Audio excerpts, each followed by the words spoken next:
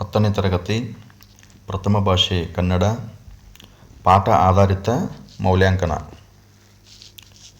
ಘಟಕ ವ್ಯಾಘ್ರಗೀತೆ ಗರಿಷ್ಠ ಅಂಕಗಳು 25. ಮುಖ್ಯ ಪ್ರಶ್ನೆ 1.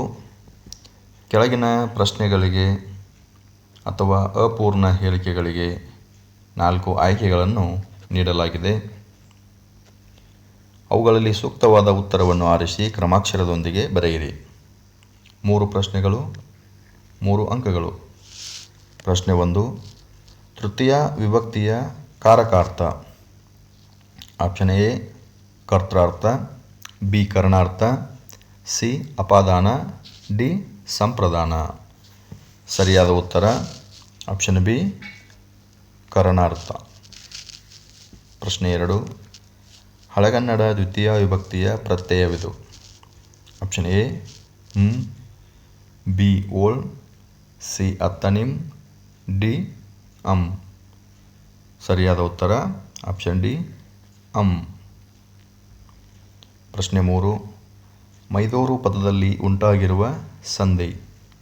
ಆಪ್ಷನ್ ಎ ಲೋಪಸಂಧಿ, ಬಿ ಆದೇಶ ಸಂಧಿ, ಸಿ ಆಗಮ ಸಂಧಿ, ಡಿ ಜಸ್ವ ಸಂಧಿ. ಮೈ ಪ್ಲಸ್ ತೋರು ಮೈದೂರು. ಸರಿಯಾದ ಉತ್ತರ ಆಪ್ಷನ್ ಬಿ ಆದೇಶ ಸಂಧಿ. ಮುಖ್ಯ ಪ್ರಶ್ನೆ 2.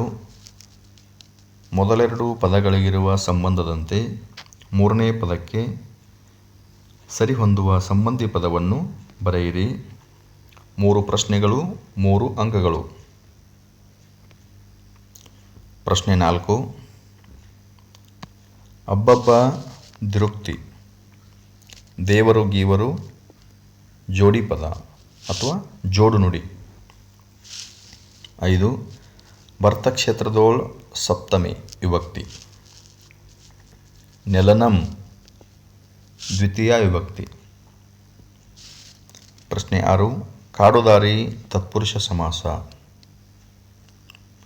ಕತ್ತೆತ್ತಿ. ಸರಿಯಾದ ಉತ್ತರ ಕ್ರಿಯಾ ಸಮಾಸ. ಕತ್ತನ್ನು ಪ್ಲಸ್ ಎತ್ತಿ ಕತ್ತೆತ್ತಿ ಕ್ರಿಯಾ ಸಮಾಸ. ಮುಂದಿನ ಮುಖ್ಯ ಪ್ರಶ್ನೆ. ಕೆಳಗಿನ ಪ್ರತಿಯೊಂದು ಪ್ರಶ್ನೆಗಳಿಗೆ ಒಂದೊಂದು ವಾಕ್ಯದಲ್ಲಿ ಉತ್ತರ ಬರೆಯಿರಿ. 4 ಪ್ರಶ್ನೆಗಳು 4 ಅಂಕಗಳು.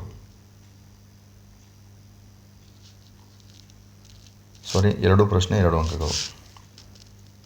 ಶಾನುಭೋಗರು ತಮ್ಮ ಹಳ್ಳಿಯನ್ನು ತಲುಪಬೇಕಾದರೆ ಯಾವ ಕಣಿವೆಯನ್ನು ದಾಟಿ ಹೋಗಬೇಕಾಗಿತ್ತು? ಉತ್ತರ. ಶಾನುಭೋಗರು ತಮ್ಮ ಹಳ್ಳಿಯನ್ನು ತಲುಪಬೇಕಾದರೆ ಮದಲಿಂಗನ ಕಣಿವೆಯನ್ನು ದಾಟಿ ಹೋಗಬೇಕಾಗಿತ್ತು. ಪ್ರಶ್ನೆ 8. ಹುಲಿಗೆ ಪರಮಾನಂದವಾಗಲು ಕಾರಣವೇನು? ಶಾನುಭೋಗರ ದುಂಡು ದುಂಡಾದ ಶರೀರವನ್ನು ನೋಡಿ ಹುಲಿಗೆ ಪರಮಾನಂದವಾಯಿತು. ಶಾನುಭೋಗರ ದುಂಡು ದುಂಡಾದ ಶರೀರವನ್ನು ನೋಡಿ ಹುಲಿಗೆ ಪರಮಾನಂದವಾಯಿತು. ಮುಂದಿನ ಮುಖ್ಯ ಪ್ರಶ್ನೆ. ಕೆಳಗಿನ ಪ್ರಶ್ನೆಗಳಿಗೆ 3 ಅಥವಾ 4 ವಾಕ್ಯಗಳಲ್ಲಿ ಉತ್ತರ ಬರೆಯಿರಿ. ಪ್ರಶ್ನೆ 9. ಹುಲಿಯು ಹಿಂದಿನಿಂದ ಹಾರಿ ಕೊಲ್ಲದಿರಲು ಕಾರಣವೇನು? ಉತ್ತರ. ಯಾವ ನಾಡಿನಲ್ಲಿ ಶ್ರೀರಾಮನಂಥ ದೊರೆಗಳು ಆಳಿದರೋ, ಭಗವದ್ಗೀತೆಯಂಥ ಗ್ರಂಥ ಉದ್ಭವಿಸಿತೋ ಅಂತಹ ಭರತಖಂಡದಲ್ಲಿ ಹುಟ್ಟಿದ ಹುಲಿಗಳು ಹಿಂದಿನಿಂದ ಹಾರಿ ಕೊಲ್ಲುವುದಿಲ್ಲ. ಏಕೆಂದರೆ ಶತ್ರುಗಳಾದರೂ ಸರಿಯೇ ಬೆನ್ನು ತಿರುಗಿಸಿರುವಾಗ ಕೊಲ್ಲುವುದು ಧರ್ಮವಲ್ಲ. ಆದ್ದರಿಂದ ಹುಲಿಯು ಶಾನುಭೋಗರ ಬೆನ್ನ ಹಿಂದಿನಿಂದ ಹಾರಿ ಕೊಲ್ಲಲಿಲ್ಲ. ಪ್ರಶ್ನೆ 10. ಹುಲಿ ನಿರಾಶೆಯಿಂದ ಕೋಪಗೊಂಡು ಗರ್ಜಿಸಿ ಏಕೆ ಪಲಾಯನ ಮಾಡಿತು? ಉತ್ತರ.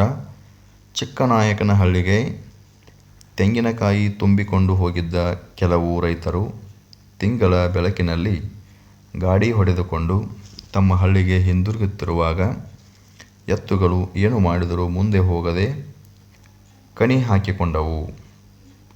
ಅದೇ ವೇಳೆಗೆ ಎದೆ ನಡುಗುವಂತೆ ಹುಲಿಯ ಗರ್ಜನೆ ಕೇಳಿಸಿತು.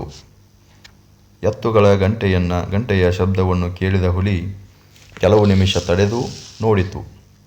ಆದರೆ ರೈತರ ಮಾತುಗಳು ಕೇಳಿಬಂದ ಮೇಲೆ ನಿರಾಶೆ ಹೊಂದಿ ಕೋಪದಿಂದ ಗರ್ಜಿಸಿ ಹುಲಿ ಪಲಾಯನ ಮಾಡಿತು. ಮುಂದಿನ ಮುಖ್ಯ ಪ್ರಶ್ನೆ. ಕೆಳಗಿನ ಕವಿ ಸಾಹಿತಿಯ ಜನ್ಮಸ್ಥಳ, ಕಾಲ, ಕೃತಿ ಮತ್ತು ಬಿರುದು ಅಥವಾ ಪ್ರಶಸ್ತಿಗಳನ್ನು ಕುರಿತು ವಾಕ್ಯ ರೂಪದಲ್ಲಿ ಬರೆಯಿರಿ. 3 ಅಂಕಗಳು. ಪ್ರಶ್ನೆ 11. ಎ.ಎನ್. ಮೂರ್ತಿರಾವ್. ಅಕ್ಕಿಹೆಬ್ಬಾಳು ನರಸಿಂಹ ಮೂರ್ತಿರಾವ್ ಅವರು ಕ್ರಿಸ್ತಶಕ 1900ರಲ್ಲಿ ಮಂಡ್ಯ ಜಿಲ್ಲೆಯ ಅಕ್ಕಿಹೆಬ್ಬಾಳಿನಲ್ಲಿ ಜನಿಸಿದರು. ಮೈಸೂರು ವಿಶ್ವವಿದ್ಯಾನಿಲಯದಲ್ಲಿ ಇಂಗ್ಲಿಷ್ ಪ್ರಾಧ್ಯಾಪಕರಾಗಿ, ಆಕಾಶವಾಣಿಯ ಸಹಾಯಕ ನಿರ್ದೇಶಕರಾಗಿ, ಕನ್ನಡ ಮತ್ತು ಸಂಸ್ಕೃತಿ ಇಲಾಖೆಯ ನಿರ್ದೇಶಕರಾಗಿ ಸೇವೆ ಸಲ್ಲಿಸಿದ್ದಾರೆ. ಇವರ ಪ್ರಮುಖ ಕೃತಿಗಳು ಹಗಲುಗನಸುಗಳು, ಅಲೆಯುವ ಮನ, ಅಪರ ವಯಸ್ಕನ ಅಮೆರಿಕ ಯಾತ್ರೆ, ಮಿನುಗುಮಿಂಚು, ಪೂರ್ವ ಸೂರಿಗಳೊಡನೆ ಚಂಡಮಾರುತ ಮೊದಲಾದ ಕೃತಿಗಳನ್ನು ರಚಿಸಿದ್ದಾರೆ. ಚಿತ್ರಗಳು ಪತ್ರಗಳು ಎಂಬ ಕೃತಿಗೆ ಕೇಂದ್ರ ಸಾಹಿತ್ಯ ಅಕಾಡೆಮಿ ಪ್ರಶಸ್ತಿ, ದೇವರು ಎಂಬ ಕೃತಿಗೆ ಪಂಪ ಪ್ರಶಸ್ತಿ ಲಭಿಸಿವೆ. ಮುಂದಿನ ಮುಖ್ಯ ಪ್ರಶ್ನೆ. ಕೆಳಗಿನ ವಾಕ್ಯ ಅಥವಾ ಹೇಳಿಕೆಗಳಿಗೆ ಸಂದರ್ಭ ಮತ್ತು ಸ್ವಾರಸ್ಯಗಳನ್ನು ಬರೆಯಿರಿ. 3 ಅಂಕಗಳು.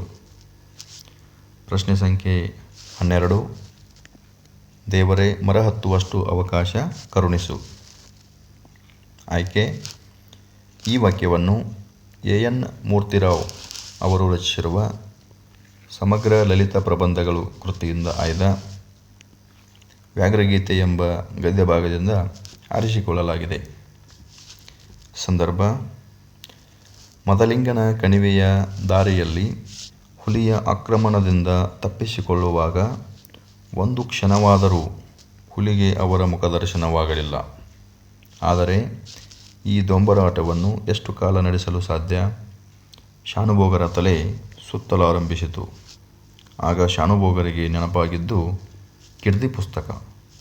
ಆಗ ಶಾನುಭೋಗರು ಕೀರ್ತಿ ಪುಸ್ತಕವನ್ನು ಹುಲಿಯ ಮುಖದ ಮೇಲೆ ಎಸೆದು ಮರದ ಕಡೆಗೆ ಓಡಿದ ಸಂದರ್ಭದಲ್ಲಿ ಈ ಮಾತನ್ನು ಹೇಳುತ್ತಾರೆ.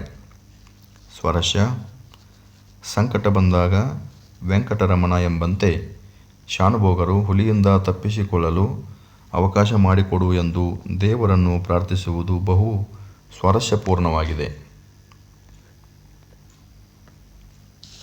ಮುಂದಿನ ಮುಖ್ಯ ಪ್ರಶ್ನೆ. ಕೆಳಗಿನ ಗಾದೆಗಳನ್ನು ಮಹತ್ವದೊಂದಿಗೆ ವಿಸ್ತರಿಸಿ ಬರೆಯಿರಿ. 3 ಅಂಕಗಳು. ಪ್ರಶ್ನೆ ಸಂಖ್ಯೆ 13. ಕುಂಬಾರನಿಗೆ ವರುಷ, ದೊನ್ನೆಗೆ ನಿಮಿಷ. ಗಾದೆಗಳು ಜನಪದರ ಜೀವನದ ಅನುಭವದ ನುಡಿಮುತ್ತುಗಳು. ಇವುಗಳಿಂದ ಜೀವನದ ಮೌಲ್ಯ ಹೆಚ್ಚುತ್ತದೆ.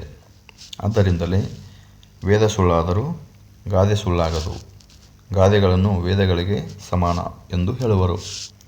ಅಂತಹ ಹಲವು ಪ್ರಸಿದ್ಧ ಗಾದೆಗಳಲ್ಲಿ ಕುಂಬಾರನಿಗೆ ವರುಷ, ದೊನ್ನೆಗೆ ನಿಮಿಷ ಎಂಬ ಗಾದೆಯೂ ಒಂದಾಗಿದೆ. ಈ ಗಾದೆಯು ಕಷ್ಟಪಡದೆ ಸುಖ ಸಿಗುವುದಿಲ್ಲ ಎಂಬುದನ್ನು ಧ್ವನಿಪೂರ್ಣವಾಗಿ ಹೇಳುತ್ತದೆ.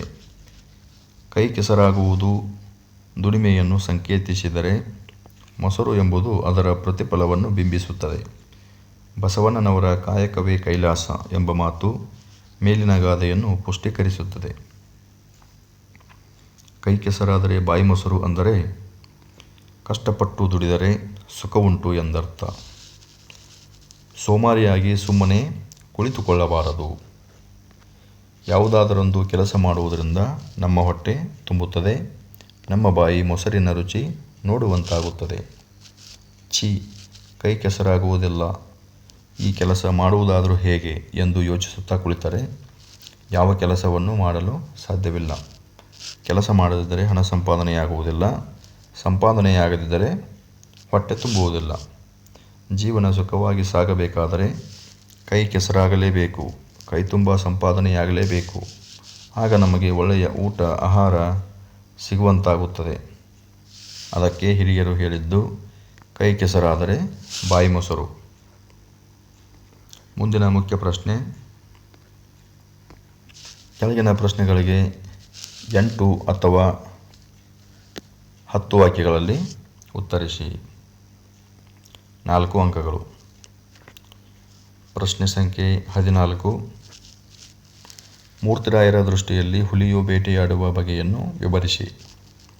ಪ್ರಸ್ತುತ ಗದ್ಯದಲ್ಲಿ ಎನ್ ಮೂರ್ತಿರಾಯರು ತಮ್ಮ ಬಂಧು ಕೃಷ್ಣಮೂರ್ತಿಯವರು ಹುಲಿಯ ಧರ್ಮಶ್ರದ್ಧೆಯ ಕುರಿತು ಹೇಳಿದ ಘಟನೆಯನ್ನು ಆಧರಿಸಿ ಹುಲಿಯು ಬೇಟೆಯಾಡುವ ಬಗೆಯನ್ನು ಮನೋಜ್ಞವಾಗಿ ವರ್ಣಿಸಿದ್ದಾರೆ. ಶಾಕಾಹಾರವನ್ನು ತಿಂದು ಬದುಕಬೇಕಾದ ಮಾನವನೇ ಮಾಂಸವನ್ನು ತಿನ್ನಬಹುದಾದರೆ ಆಹಾರಕ್ಕಾಗಿ ಹುಲಿಯು ಪ್ರಾಣಿಗಳನ್ನು ಕೊಂದು ತಿನ್ನುವುದರಲ್ಲಿ ತಪ್ಪಿಲ್ಲ. ಆದರೆ ಹಾಗೆ ಕೊಲ್ಲುವಾಗ ಯಾವುದಾದರೂ ಒಂದು ಧರ್ಮವನ್ನು ಅನುಸರಿಸಿಕೊಳ್ಳುವುದೋ ಅಥವಾ ಧರ್ಮಾಧರ್ಮಗಳ ಲೆಕ್ಕ ಇಡದೆ ಸ್ವಚ್ಛಂದದಿಂದ ವರ್ತಿಸುತ್ತದೆಯೇ ಎಂಬುದೇ ಮುಖ್ಯ ಪ್ರಶ್ನೆ. ಇತರ ದೇಶಗಳಲ್ಲಿ ಇರುವ ಹುಲಿಗಳ ವಿಷಯ ಹೇಗೋ ಗೊತ್ತಿಲ್ಲ. ಯಾವ ನಾಡಿನಲ್ಲಿ ಶ್ರೀರಾಮನಂಥ ದೊರೆಗಳು ಆಳಿದರೋ, ಭಗವದ್ಗೀತೆಯಂಥ ಗ್ರಂಥ ಉದ್ಭವಿಸಿತೋ ಆ ಭರತ ಭೂಮಿಯಲ್ಲಿ ಹುಲಿಗಳು ಅಧರ್ಮಕ್ಕೆ ಅವಕಾಶ ಮಾಡಿಕೊಡುವುದಿಲ್ಲ. ಭರತಖಂಡದ ಹುಲಿಗಳು ಹಿಂದಿನಿಂದ ಹಾರಿ ಕೊಲ್ಲುವುದಿಲ್ಲ. ಏಕೆಂದರೆ ಶತ್ರುಗಳಾದರೂ ಸರಿಯೇ ಬೆನ್ನು ತಿರುಗಿಸಿರುವಾಗ ಕೊಲ್ಲುವುದು ಧರ್ಮವಲ್ಲ. ಭಗವದ್ಗೀತೆಯ ಸ್ವಧರ್ಮೇ ನಿಧನಂ ಶ್ರೇಯಃ ಎಂಬ ಮಾತಿನಂತೆ ಹುಲಿಗಳು ಧರ್ಮಪರತೆಯಿಂದ ಬೇಟೆಯಾಡುತ್ತವೆ ಎಂದು ಮೂರ್ತಿರಾಯರು ಅಭಿಪ್ರಾಯಪಡುತ್ತಾರೆ.